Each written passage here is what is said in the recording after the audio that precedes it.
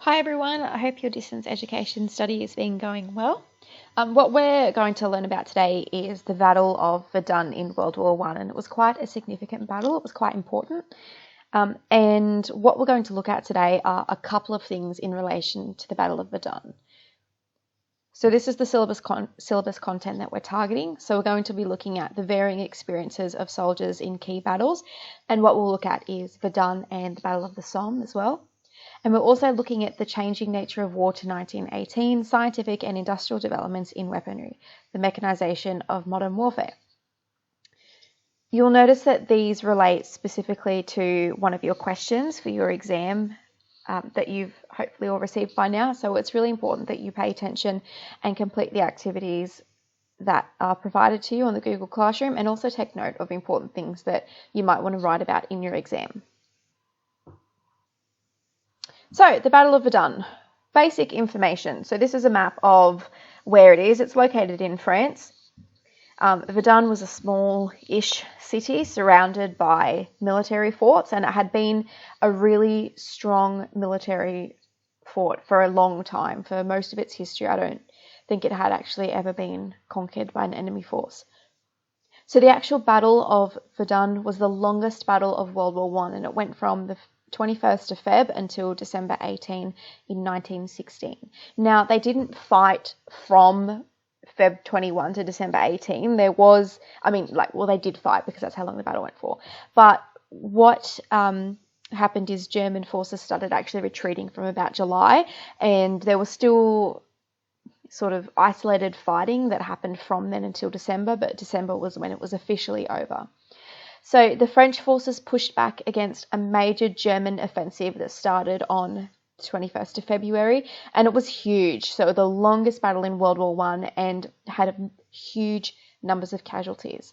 So there is a bit of sort of inconsistency surrounding actual statistics on who had what casualties on what side, but they range from about 300 or 400,000 up until and even over 600,000. So they were about 400,000 on the French side and about 350,000 on the German side. And the fatalities were, according to this source, about 300,000. So actually, before we move on, you will notice that that lovely blue line on your map is a river. That's called the River Meuse, and it was a significant part of the battle. So that was quite an important thing to take note of, the River Meuse, and it's Meuse. So why did they fight the Battle of Verdun? German Army Chief and of Staff Erich von Falkenhayn believed that the outcome of the war would be determined in France. So the reason he believed this is because he thought that Britain was the biggest threat, but he also thought that it couldn't be directly attacked because of its position, except by submarines, and because of the nature of the trenches on the British front. So he thought that the British, their real weapons were actually France, Russia, and Italy.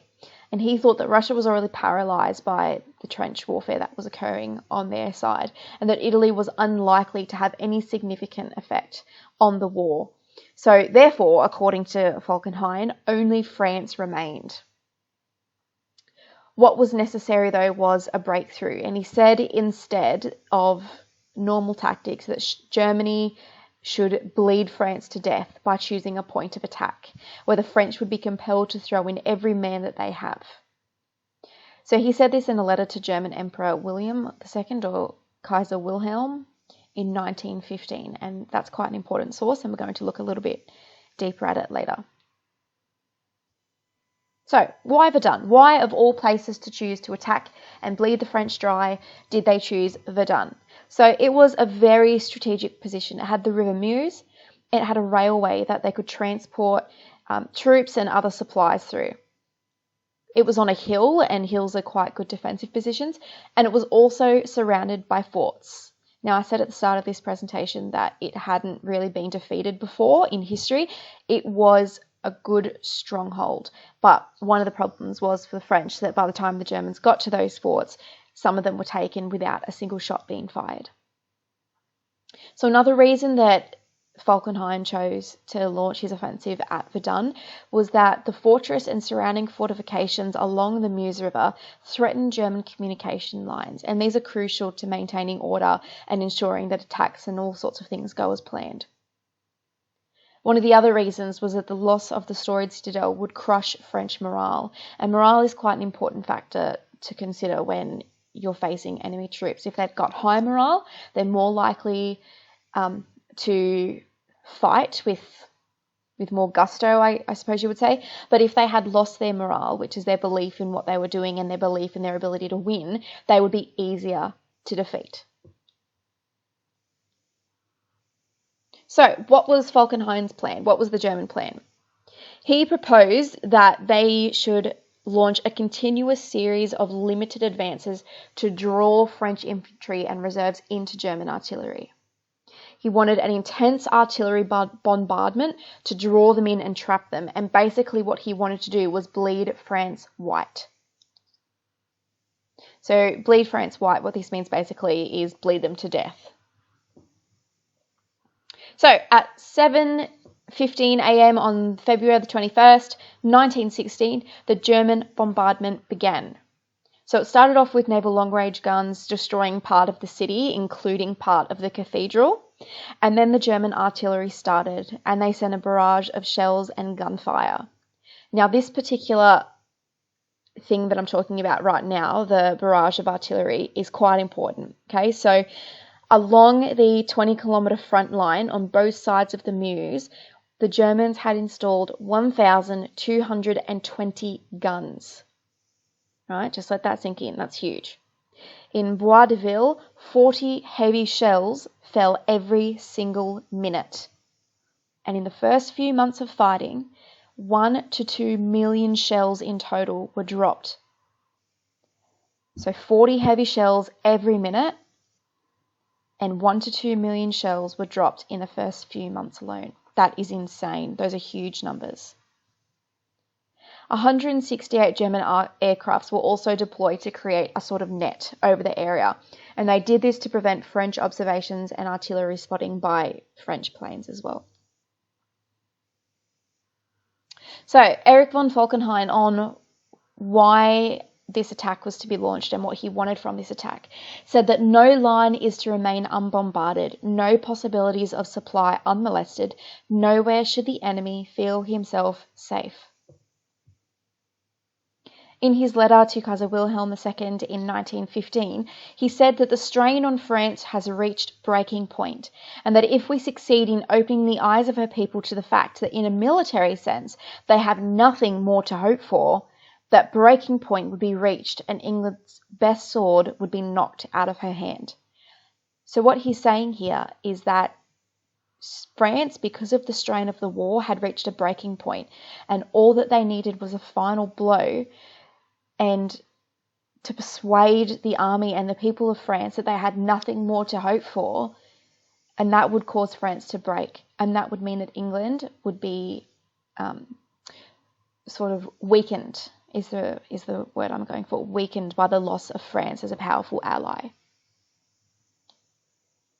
In his Christmas memo of 1915, he said that the proposal was not to take territory, but to take lives, to cause the French army to bleed to death, defending the fortress complex around Verdun on the Meuse Heights. So what he wanted was not French land. He didn't want it so much because of its, the fact that it was land, and he wanted it because the French had it.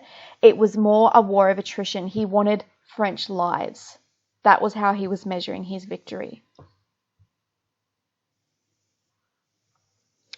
Of the effect of the attack on French troops, a French corporal have remarked that of every 5 men in Verdun, once the battle was on and it was going the way it was, of every 5 men, 2 have been buried alive under their shelter, 2 are wounded, and the 5th is waiting. So what he's saying, that of French men, out of every 5 of them, 2 of them were buried alive under the shelter that they took. 2 of them had been injured to some extent, and the 5th was simply waiting for one of the former 2 to happen to him.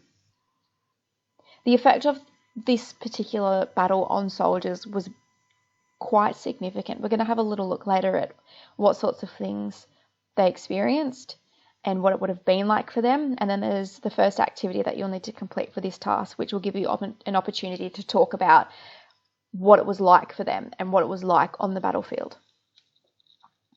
So by the end of the first day of the Battle of Verdun, German troops had made significant gains. They had occupied Bois de Haumont and broke through the French lines.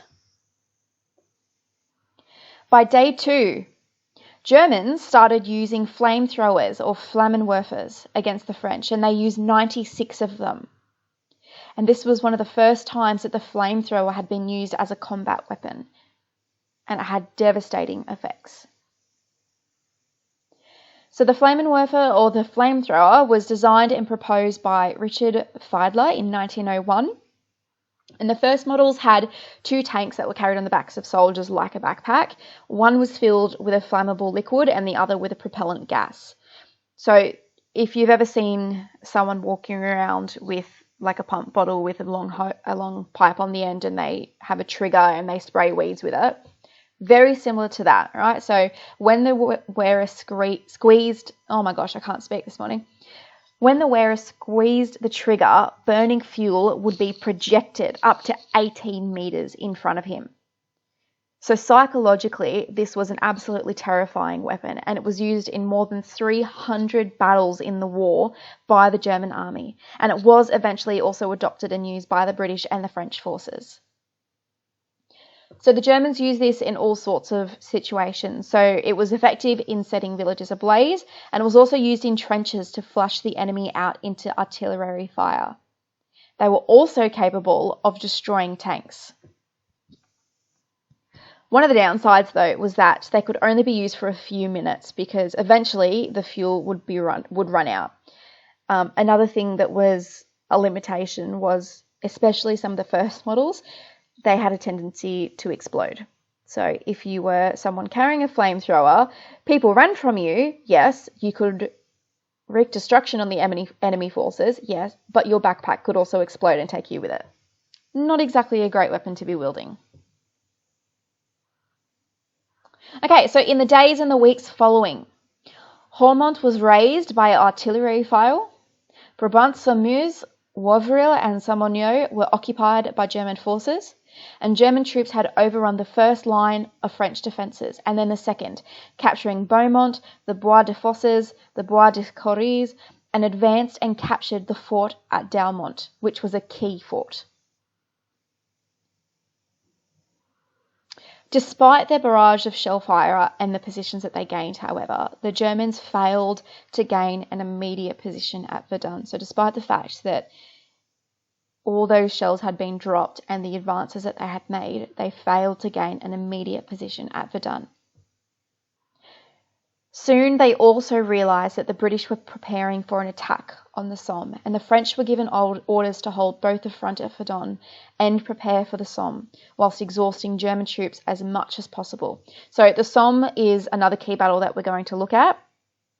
Basically, the British launched it in an attempt to relieve the pressure of what was happening at Verdun because it was so awful and the Germans had put so much of their focus there that they wanted to relieve the French forces, which were being absolutely decimated.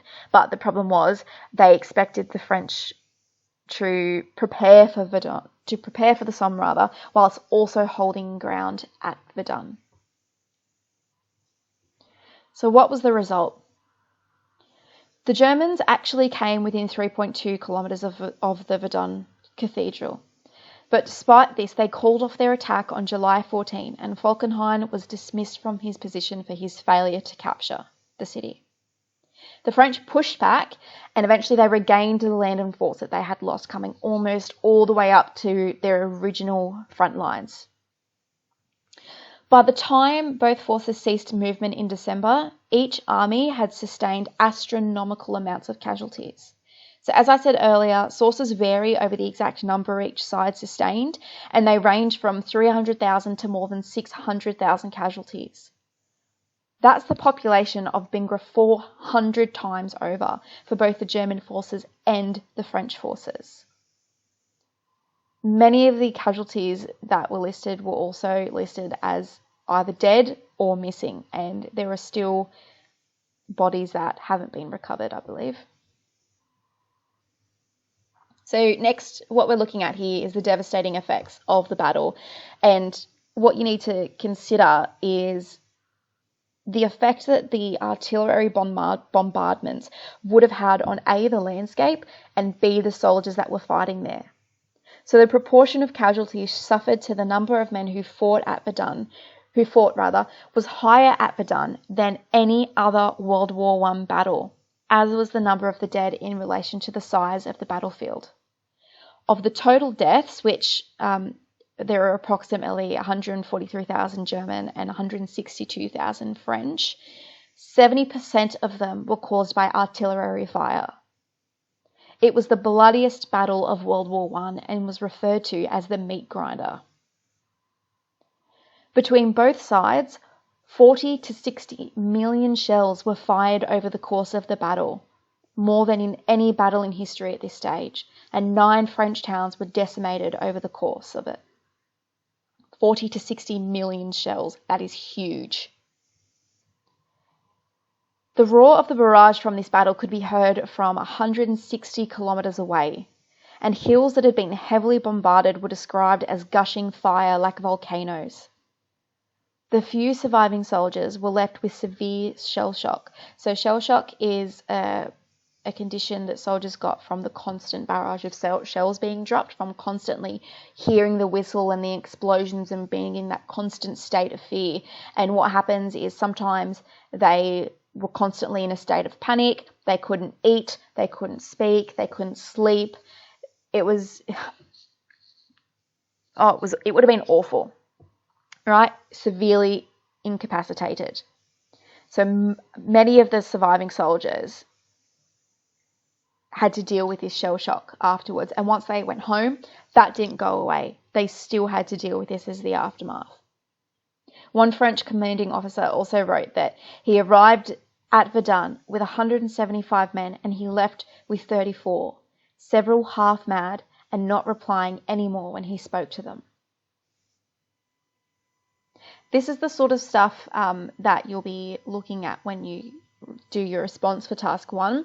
So you'll take what you've learnt from this slide and this recording. You'll take your knowledge of the flamethrowers, of the statistics, the death, what it did to the landscape, what it did to the people, and you'll use that to answer your first task.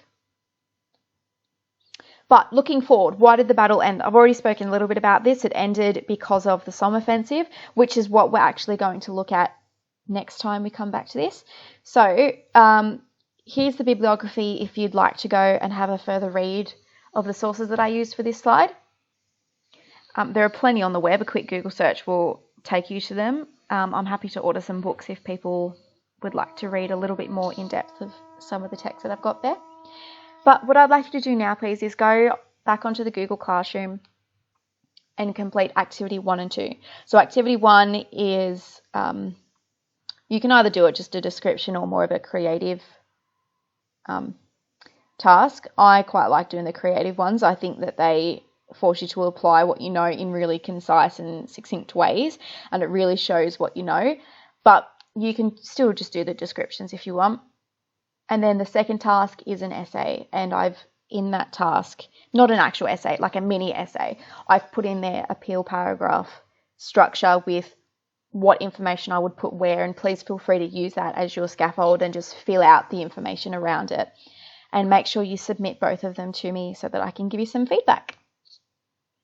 Now, I know that you're all probably really stressed about your exams. Please don't think that this stuff that I'm setting is a waste of time. This is important, and the stuff that you submit as your work is going to give me an opportunity to give you feedback on how you're writing and what your writing's actually like. So it's really important that you do the work. It's really important that you engage in these sorts of activities and that you send what you've done through so I can give you some feedback. As always, let me know if you've got any questions and I will answer them as quickly as I'm able. And feel free to ask each other questions in the discussion forum. And yeah, enjoy.